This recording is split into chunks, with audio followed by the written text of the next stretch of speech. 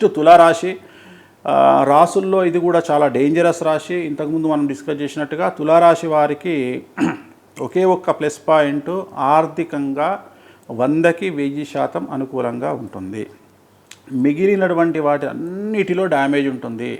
విద్యార్థులకు విపరీతమైన సమస్యలు, ఫెయిల్యూర్సు, ఉత్తీర్ణత శాతం తగ్గడము, బ్యాక్లాగ్స్ ఉండడము, వీసాలు రిజెక్ట్ అవ్వడము, ప్రేమలో విఫలము, చెడు అలవాట్ల వల్ల సమస్యలు, స్నేహితుల వల్ల ఇబ్బందులు, యాక్సిడెంట్లు, అలాగే ఉద్యోగస్తులకు సంబంధించినటువంటి పై అధికారుల వల్ల ఇబ్బందులు, లేదా పెద్ద పెద్ద పొజిషన్లో ఉండే ఉద్యోగస్తులకు, ప్రభుత్వ ఉద్యోగస్తులకు ACB, CBI, CID and ED లాంటి కేసులు, అలాగే కళాకారులకు వ్యతిరేకమైన ఫలితాలు, కళాకారులకు అవార్డులు రివార్డులు రాకపోగా ఉన్నటువంటి అవకాశాలు పోగొట్టుకోవడము, అలాగే కాళ్ళు చేతులకు సంబంధించినటువంటి దెబ్బలు తగడము, ఏదో ఒక అనారోగ్యం మిమ్మల్ని బాధించడము, సంఘంలో చెడ్డ పేరు రావడము, కుటుంబంలో సంచలనం నమోదవ్వడము, రాజకీయ నాయకులు పదవి కోల్పోవడము.